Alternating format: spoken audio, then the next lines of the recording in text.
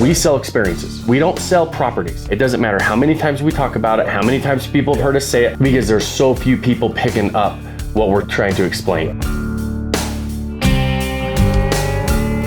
What's up, guys? Welcome to another episode of the Vacation Rental Revolution podcast. I'm your host, Shawn Moore, and I'm here with my main man, Dave Sivulich, for our Whisky Wednesday segment. And so these are when we're going to dive in. Short, quick, to the point episodes. We're going to talk about some trending topics. We're going to answer some questions that you have. And so we'll dive right in. If you're new to these segments or new to listening to this and you want to have some of your questions answered, make sure that you hit us up in the comments, the socials, wherever you're following, listening to this on. Send us an email to support@vodacy.com. We'll make sure that we get your questions answered on an upcoming episode of Whisky Wednesday. So Dave, you're always the MC on these. Hey, by the way, got my cowboy boots on today. I saw that, dude. I hope everybody can see that on the camera. Old Dave it's a little different, you know. You know that statement that everybody knows, want to be like Mike, you know? Yeah. I just want to be like Shawn. Okay. You know what I mean? We ditched the Lululemon for some ring and some cowboy boots. I feel good today. So. I'm going to drink to that one right now, right early on. So I got my cowboy boots on. We always talk about something kind of personal or something about us, really. I don't know if it's personal, but books versus movies.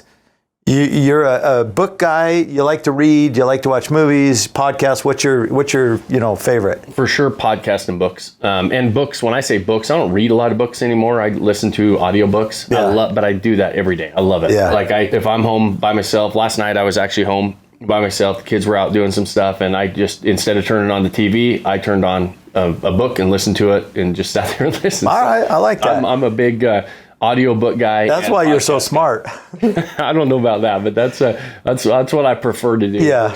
Unless there's a game on. I like watching Yeah. games. I don't remember the last movie I watched. The last movie I probably watched, and it's probably the only movie I've watched in probably the last 5 or 6 years, is the new Top Gun that came out. Oh, last nice. summer. Yeah. So I watched that one. I really liked that. Yeah. I enjoyed. I used to watch a lot of movies. I really enjoyed movies. I just haven't been going. I just I started getting into the driving, listening to podcasts, books on tapes, and so What about you? Good. They always say the people who read and do that kind of stuff are the smart guys. I'm, on the other hand, a movie guy.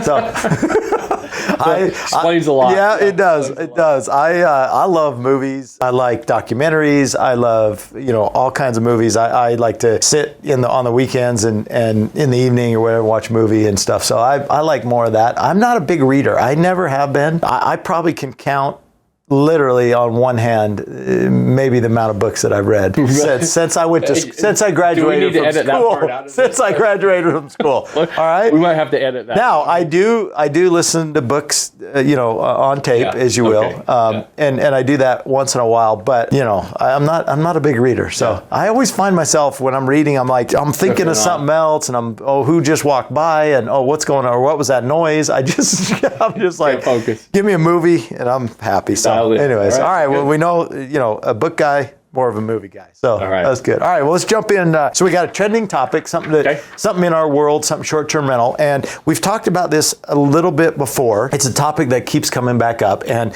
super important because to have success in short-term rentals, you have to design the experience. You know what I mean? We talk about that a lot. One of the things that I saw kind of trending this week was make sure that you design your short-term rental to your guests and not to your likes or your wants. Does that make sense? Yeah. When you're home at your house, you would do different things than at a short-term rental for your guests. Like, oh man, I don't really like that. But it really doesn't matter if you like it, if your guests like it and they want it. That's how you should have your goals and keep in mind of what they do. You agree? It is probably the trending topic in our space. Like probably the main topic that people need to understand. Yeah. I'm on, last week I was on a panel with a lot of different experts in our space. This is always one of the main topics we talk about is creating an experience, a unique experience, and you create it for a target audience, right? And so, and you're exactly right. You have to design a short-term rental way different than you're going to design your home. A home, right? In your own home, and your tastes are going to be a little bit different. You're trying to create this different experience there for a specific target audience.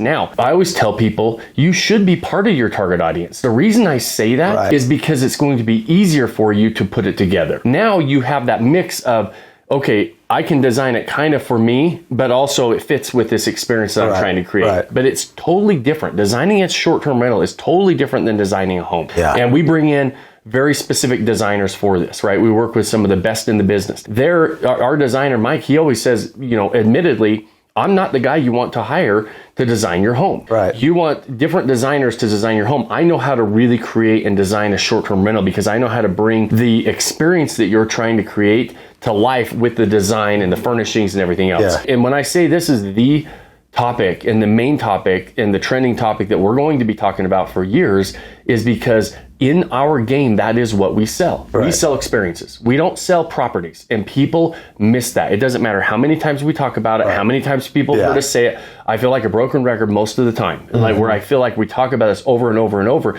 but we do it because there's so few people picking up what we're trying to explain. Right. And off camera on this, this panel that I was on with a number of different experts, there's about 8 of us operating at a high level, teaching other people, having courses, mentorship programs, and we were talking off camera, and we were saying of all the topics that we try to talk about, this is the hardest one for people to grasp. And it's a simple concept, but it is really hard for people to put it together and really to understand that you're not designing a model home, and you're going to design it different for a short-term rental than you will like just your own home. It starts with, I always say, start with a target audience in mind. Ideally, you should be part of that target audience. If I'm going to try to put together, a bachelorette pad, and I've never been to a bachelorette party, or I'm not the demographic for that, right? I might look online, I might see things, I might see that, hey, I'm buying a property in Nashville, bachelorette capital of the world, party capital of the world. If I'm not part of that, I'm going to have a hard time designing that. So if I'm going to do that, I better hire somebody that really understands how to do that and deliver that, right? And so start with your target audience.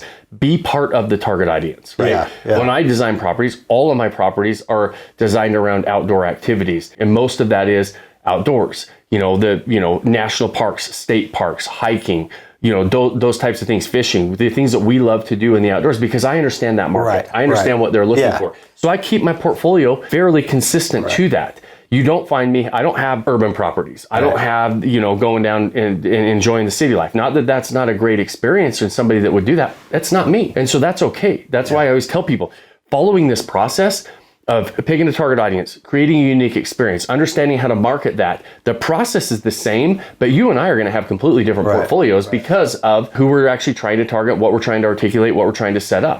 There's hundreds and hundreds of different target audiences, tons of different experiences that you can create. And you have to lead into designing these properties that way, with that in mind. And it's way different than how you're going to design your own home, right? Well, and it goes along with the lifestyle asset that we really promote, is a place that you want to go, and a place that you want to visit, and a place that you want to vacation with your family. So if you're part of that, creating that experience, it'll be more fun and more exciting, and you'll have more say in it, because that's, what you want to do as a family as well. Yeah, you're going to enjoy it more. It is going to truly be a lifestyle asset, which is what we promote. Personal use is a big part of what we have as a benefit of having these assets, right? It raises our lifestyle. If I have 7 or 8 properties across the country and different markets that I can go use, and personally, not only are they good investments if they're set up correctly and purchased correctly, I'm building that financial freedom, but my lifestyle, it takes it up 1 or 2 or 5 notches, right? Because now I've got multiple properties I can go use, and they should be I should be part of that target audience that enjoys using it. And as much as we talk about this, it's the number one thing that will help you raise to the top of a market. It's the number one thing that will help you get your unfair share of business, but it's also the number one thing that is so misunderstood and the it's the least implemented strategy across the board. You go look on Airbnb, Vrbo, it's like you're looking on Zillow. People are trying to sell properties, and the property is down the rungs of the ladder, multiple notches when it comes to the actual experience. Very few properties are the experience, and they're so few and far between. Some properties, they are the experience. They're not the majority. And I think of, like, giving a couple examples is, like, for instance, if you, at your home, in your master bedroom, if you don't have a TV because you don't, you like to read books and you don't want to watch TV at night, well, that's great. But at your short-term rental, a lot of people like to watch TV, watch the news and so forth before they go to bed. So don't not have a TV in the master bedroom because you don't like it at your house. understand that the audience or the guests that are coming, most of them want a TV in every single room. Right. So. And our house, that's a great example. My house, I don't have that. I don't have them in the living room. I don't have them in the bedrooms. I mean, we don't have a lot. We have a living room with a TV, but like it's not, that's just not, we don't have a lot of TVs around. Right. But in my short-term rentals, I have them in every bedroom. I have them in the living rooms based on, who's coming in and what they're going to do. They want to hang out and chill out and enjoy watching TV. Just because I don't want to do it doesn't mean that my guests aren't going to want to. Yeah. I think that's a big trending topic. I think people miss it, and I think it's super important. So, all right, let's jump into some questions. Okay. What is the biggest mistake people make when deciding if the short-term rental strategy is right for them? So I'm going to back it down where I feel like the biggest mistake made in general is, and it applies to deciding on short-term rentals. The biggest mistake is people are getting really comfortable sitting on the sidelines, not making a decision. Right. When you're figuring out what asset class or what investment or what you want to do to build lifestyle and financial freedom, I'm a big believer of what Warren Buffett said. You've got to create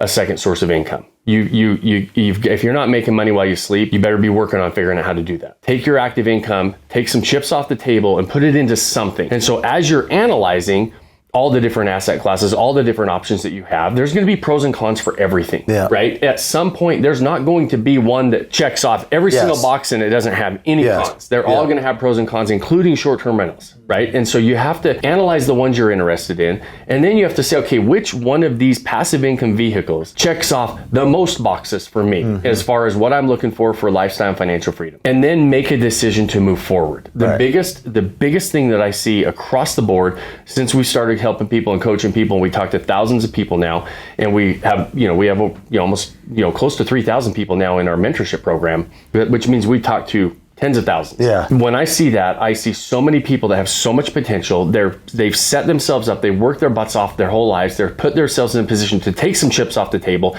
invest in something, but because nothing is perfect, they do nothing. They just wait. They just do nothing. And then they get comfortable. That we live in a society now where it's okay to sit on the sideline. And that's what I feel like is the biggest mistake across the board that people make, is they're afraid to move forward because something's not going to be absolutely perfect. Because it's never going to be perfect. Well, and we've talked about that, and you've done a big segment on your webinars. And we've specifically talked about that, the analysis paralysis. You don't know how many people that I've talked to personally that are interested, they want to do it, they're excited, but they're just like, I just don't know. And then I talk to that same person 6 months later, and they're in the same ballpark, and they've missed out on all the opportunities, missed out on all the benefits of short-term rentals and what it can afford them. So I agree, the biggest mistake is somebody not doing something. Decide what you want to do, get off the sidelines, get in the game, and start, taking some action. Sitting on the sidelines, successful people, it drives them nuts to sit and do nothing. It drives them nuts. They are okay making decisions. Like that's one of the biggest differences between really successful people and average people is the successful person needs less information to make a decision than the average person needs. And that's interesting when you think about it, because you would think that the really successful person needs way more information to make a decision. That's absolutely not the case. They're successful because they're willing to make a decision and move forward. You got two options. It's going to work for you or it's not going to work for you. Either way you learn, or either way you succeed, right? One way you're learning what doesn't work, and you're more likely to succeed the next time. The best case, it works the first time. Successful people are willing to take action with less information than the average person is willing to do. Analysis paralysis, right? Overanalyze everything. And then as they analyze it, they'll talk themselves out of it because of some of the things that are stacking up. Now, does that mean every asset and everybody should jump into everything right at first glance? No. Do your due diligence, figure out what works for you, figure out what your property goals are, see which asset checks off the most boxes, and then take the move forward. And then stick with it long enough for it to succeed. The other big mistake that people make is they don't stick with anything long enough. This is in general of what causes people to not succeed when they decide, okay, I'm going to get into a specific game, is they're comfortable sitting there. Really successful people, it drives them crazy to sit on the sidelines. It drives them crazy to overanalyze everything and not do anything. They would rather be moving forward and figuring it out along the way. Good. All right, last question. How do you, and that, by the way, is from Jim, how do you decide what cities to buy your first short-term rental when there are so many cities to choose from? It's a great question, Jim, and it's probably one of the number one questions we always get is, where should I buy? Right? One, I can tell you and promise you there's not a perfect market. As many people want to put out the top 10 list of places to buy and invest, we do as well. We put out a top 10 list because everybody wants to see it. The fact of the matter is, there's not a perfect market. There could be perfect markets for you and your personal goals and your personal situation. I always tell people there's good properties and bad properties in every market. You will find that there's markets that are more investable than other markets. And so those are things that we want to absolutely consider.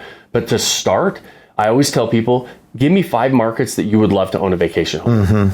And let's start there. And then let's analyze acquisition cost and revenue potential to see how investable that market is. We'll look at rules and regulations, because what you might do then, you tell me those 5 markets that you really want to own a vacation home in, and we're probably going to narrow it down to 1 or 2 based on those other criteria. And your goals. Yeah, exactly. You might say, hey, I really would love to own a property in Aspen, but you have a $300,000 budget. That's going to cut that market out. Right. Exactly. So, but the reason I tell people is going back to the very first thing that we talked about is creating that unique experience and being part of that target audience. Is if you understand the area and you would love to own there, and you are part of that target audience going there, when you start to create that experience and you have to start marketing that experience, knowing something about the area and what there is to do, what the profit drivers are, what drives you to that market, you're going to do way better long term with that property by understanding that market. So start with the markets that you would love to own a vacation home, and then understand how to underwrite. Underwrite rules and regulations, underwrite the investability between acquisition cost and revenue potential.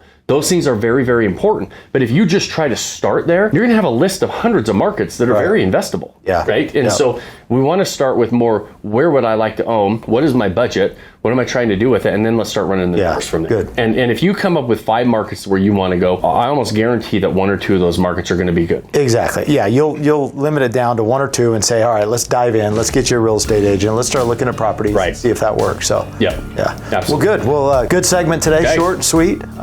As you kind of wrap up, I'm going to show everybody my boots so they can see that. Get those boots up there while we're wrapping up. So guys, we always appreciate your time. We know how valuable it is. We appreciate you spending it with us on these Whisky Wednesday segments. If you do have questions, make sure you email them into us and we'll make sure that we cover them on an upcoming episode. And then at the end of every episode, I ask you 2 favors. First one is, if you got any value out of this, give us a like. If you know somebody else that would get us some value out of it, share these shows. And if you have more than 30 seconds, leave us a review on the podcast platform that you're listening to. If you're watching it on YouTube, wherever you're finding it at, those things really do help us grow the show, share our message, help other people that are getting into the short-term rental game. And then the final thing, the final challenge I always ask you is to pick one thing that you can do today to start building that life you don't want to take a vacation from. Cheers, my friends. Cheers, brother. Cheers, buddy.